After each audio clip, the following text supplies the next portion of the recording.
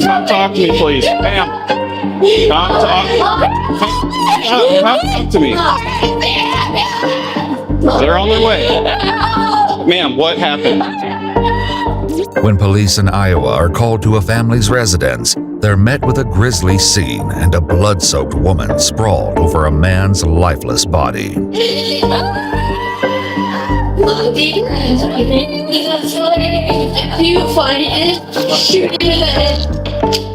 If I find who? The following report is based on official police records released to date, and some of the footage has never been seen before until now. Around 4:35 a.m. on June 18, 2021, a 911 dispatcher receives a frantic call from a hysterical woman screaming for emergency help. What is going on?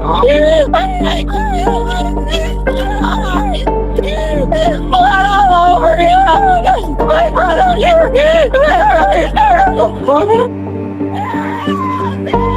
A deputy with the Tama County Sheriff's Office arrives at the home of 44-year-old Karina Cooper, and no one could prepare him for the shocking and emotional scene he's about to step into. What's going on? My brother's dead.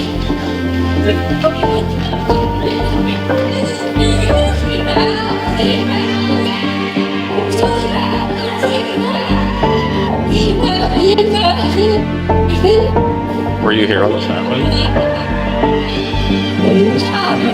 What's up? You just called me. Ma'am.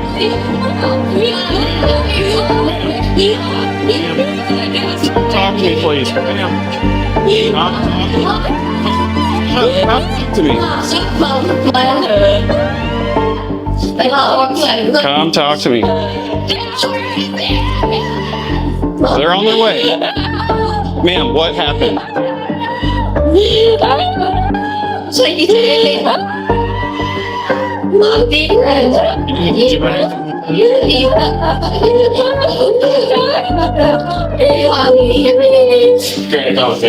Karina's husband, 42-year-old Ryan Cooper, a farmer and father of 4, is dead.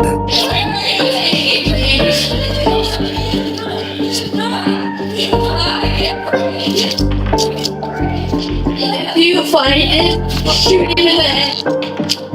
If I find who? The person who did it. Okay. The deputy finds a firearm in the hallway belonging to Ryan's brother Aaron, but they'll ultimately learn that the gun has nothing to do with Ryan's death. The deputy instructs the couple's children to stay inside one of the bedrooms as he fills in another deputy about the horrific discovery. I haven't had a chance to talk to them for obvious reasons. There's a handgun here. Okay. That was loaded. Okay. I don't know if you saw her, but she was literally on top of him when I came in here. She's hysterical. That's the nice one. That's the wife. And so there's 3 kids in that. A deputy speaks to Aaron, who arrived after receiving a panicked call from Karina. Aaron says he grabbed his gun and rushed over after Karina claimed an intruder might have entered the house. She called you hysterical that he's been... Somebody's in my house. Somebody's in your house? Or in the house? Somebody's in the house, come hysterical. What's that look like? Anything to you? He got shot. Did he? Yeah. This is the one you brought? Yes. Okay. Yeah, that's fine. No. Ambulance! Listen, we need you to sit. Come outside. Ma'am, come outside. Ma'am, come on. Karina? I can't. Okay. Oh my God. We're gonna get your kids, okay? Next, okay? But I want you to go to my car, all right? Get him! Get him! He's deceased.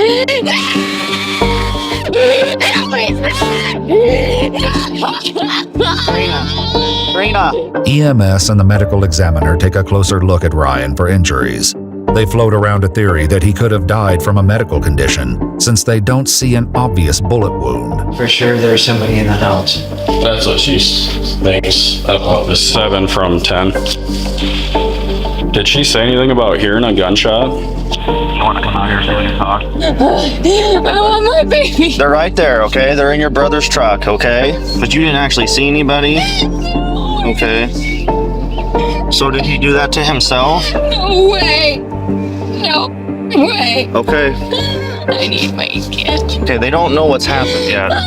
And how old are you? 4 or 5? You're 4? Do you know if he's still alive?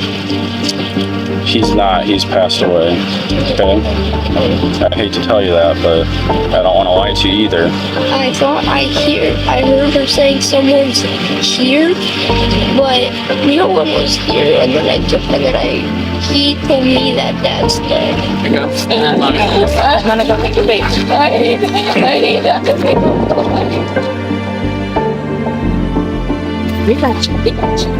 An inconsolable Karina and her children are removed from the property. Investigators are about to step in, but with no signs of forced entry, they lean on Karina to shed light on the unspeakable mystery. You and Ryan have been married for 11 years? Okay. Okay. Somebody said that you own a hair salon, or you do cosmetology? He built that shop for me when I was born. Is it just you? Is it a one-woman operation? What time did you go to bed last night? Do you remember? Later, reading till probably close to midnight. And we're both in the bed with you? And that's pretty common that every night. So he always sleeps on the couch? In this chair. In the chair. So you fall asleep between midnight. You think that you get up around 3 because that's your kind of your usual time. And I did feel like I was like hard asleep when there was it sounded like something crashed in the kitchen. It sounded like something falling. And that woke you up, or that? Scared. Okay. I got up and I peeked in the living room and he was laying there, and I went to the kitchen and turned the light on in the living room, and then Okay. So when you turn the light, what exactly do you remember seeing? Okay. And I walked up to him to touch his foot, and there was blood like everywhere. Like a lot. Karina goes into grave detail about the terror she and her children witnessed nearly 6 hours ago. She tells investigators that her 11-year-old son entered the living room and slipped onto the floor in his father's blood before she dialed her brother-in-law Aaron and made the 911 call. I started screaming like a lot. Okay. I scared the kids because came running down. I don't know what I thought. I thought somebody was in the house. I put them in my bedroom and told them to lock the door. And he called Aaron. And Aaron lives just down the road, right? Okay. I tried to get my stupid gun that I don't even know how to work. I've never shot out of the safe that he said we had to have. And I couldn't even get the thing open. It's in our bedroom closet. Did you ever actually get the gun out of the safe? No. Okay. As they continue searching for answers, investigators ask Karina to dive into the personal details inside her and Ryan's marriage. Karina says she and Ryan had a, quote, rough patch after his mom passed away, but there were no real issues. Okay, so no affairs of any kind? No. By you and the only reason I ask is if someone went in and did something to him, and again, we don't know. Could be that, could be medical, we don't know. I'm just thinking about like the scorned lover type of thing or anything like that. No. Okay. One thing we need to ask, are you okay with us going through and looking through your phone? Yeah. You give us consent to do that? Not a problem? Okay. When asked by investigators, Karina says Ryan didn't have enemies and that, quote, everybody loves him. But the interview takes a sharp turn when the agent raises questions about one person in particular. What can you tell me about your relationship with Houston? Yeah. My friend. Okay.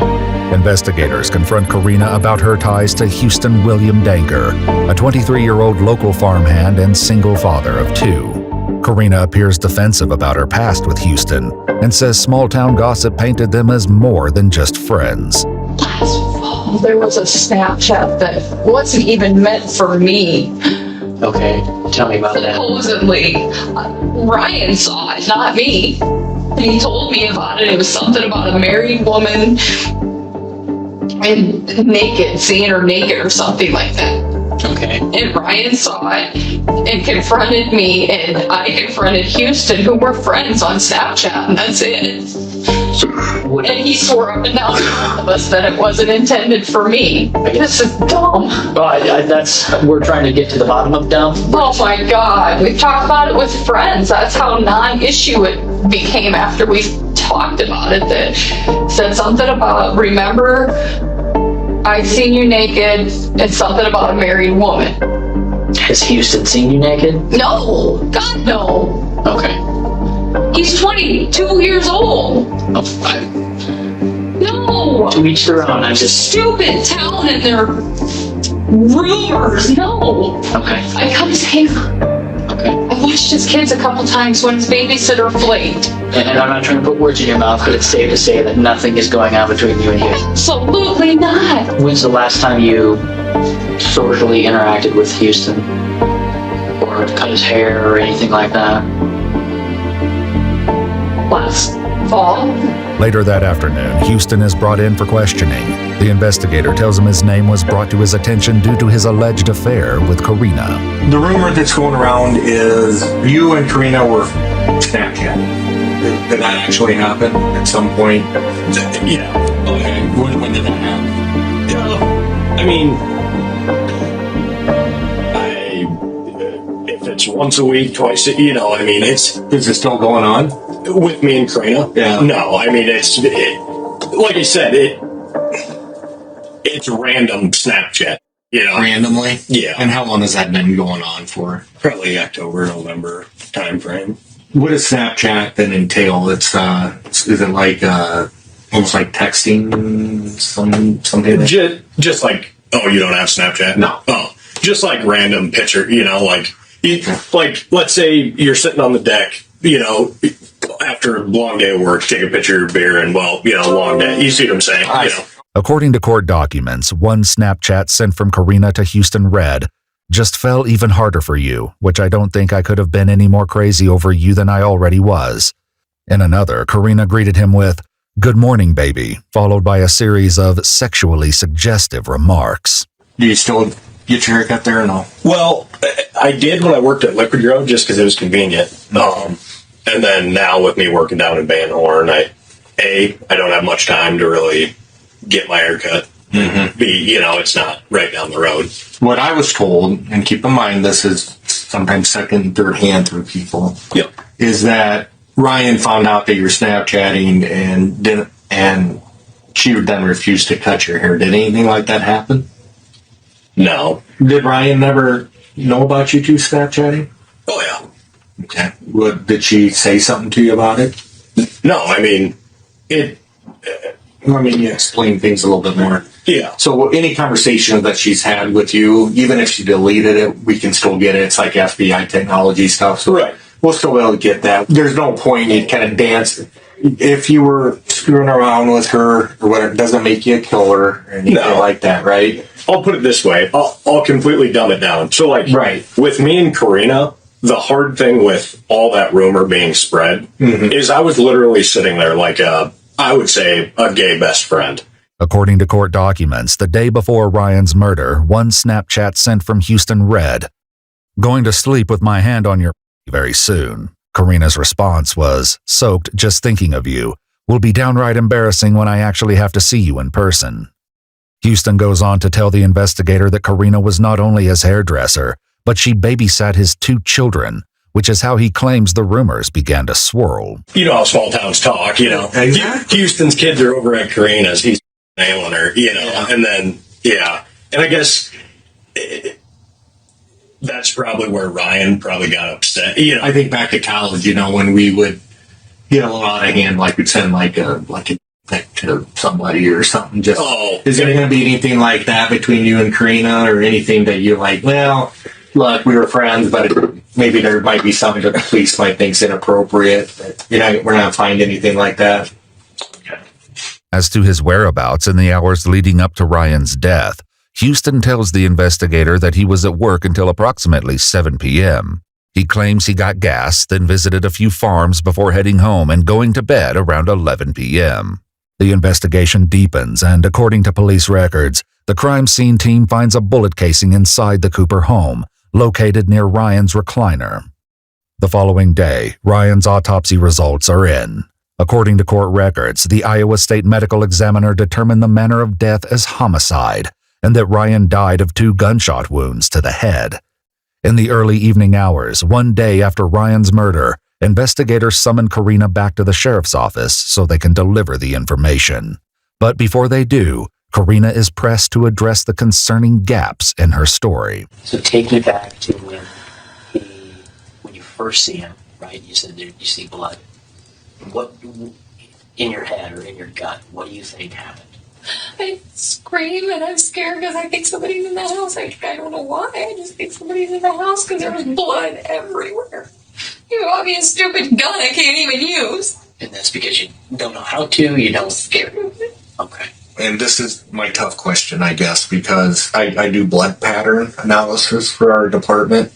And you said when you went out there, you saw a lot of blood. Did you see any behind him, on the floor, Not anywhere at else? first. Not at first? After, when I was kind of pulling at his shirt and looking around more, I remember his favorite blanket that his sister made him that was on him. There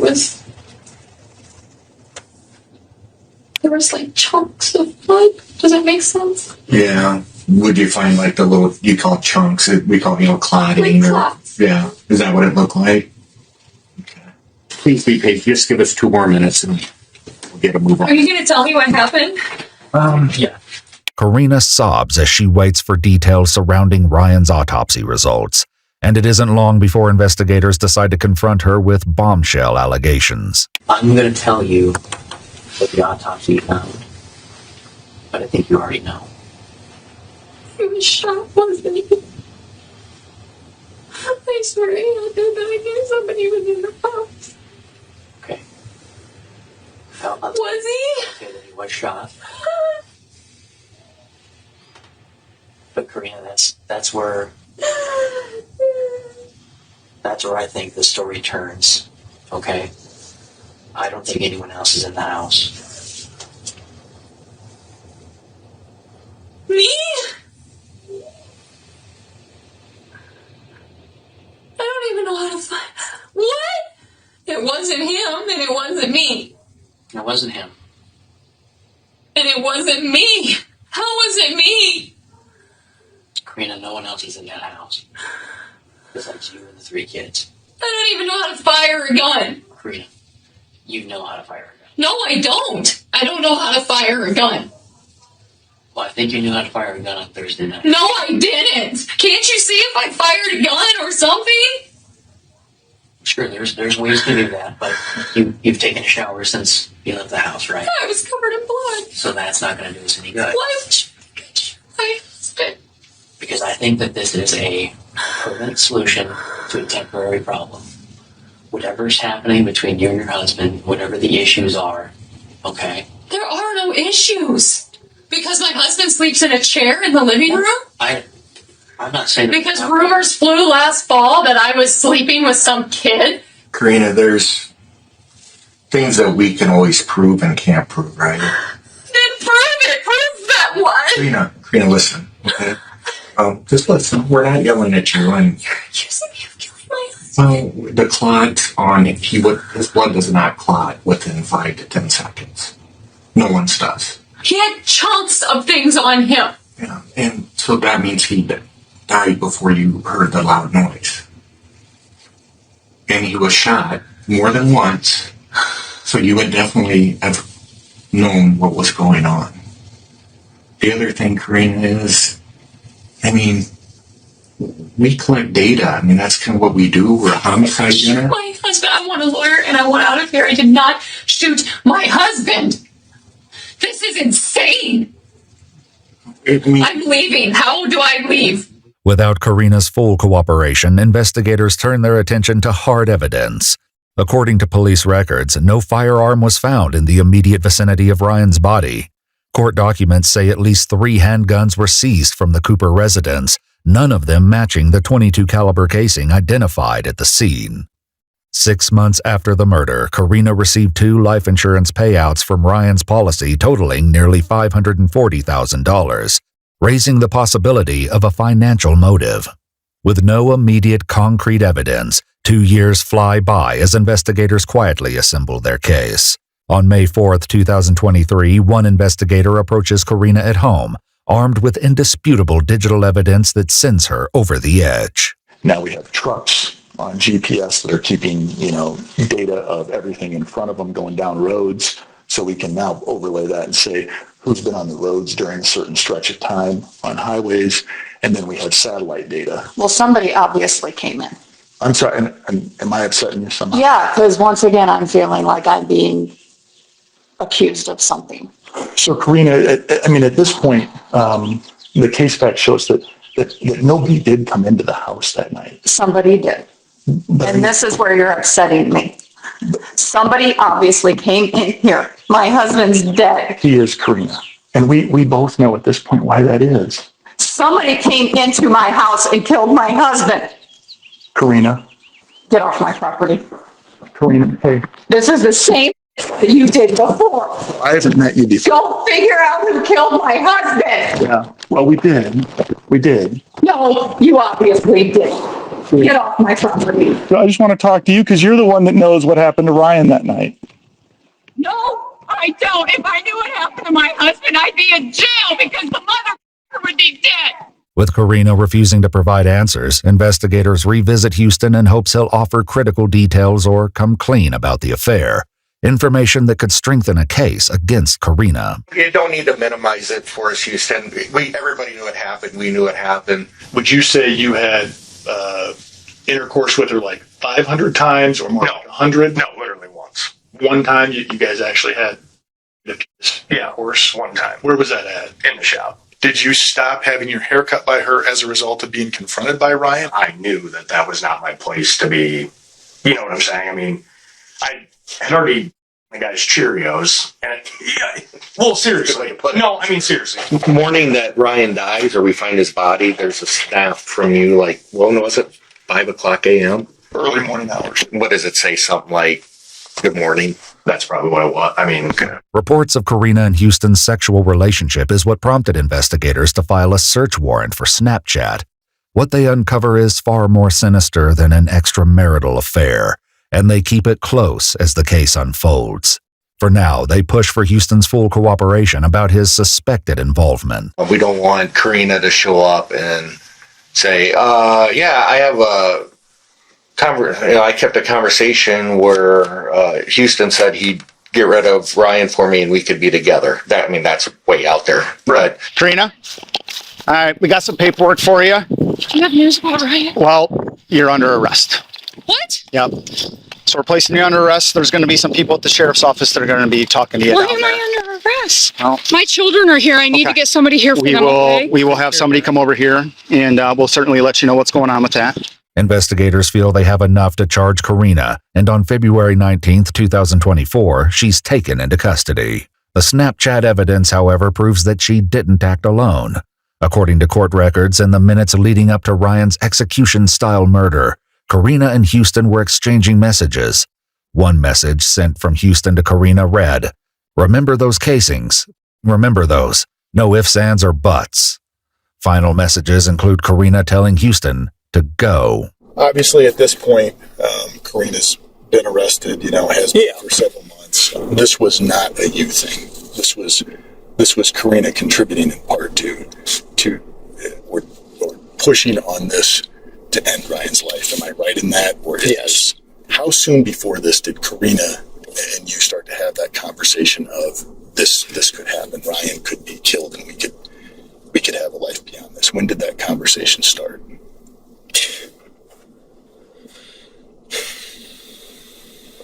Maybe 4 or 5 months before that. How was Ryan's life to be ended? What was the plan? To be shot. To be shot. And which gun, so we can be clear on that, which gun was going to be used to do that now?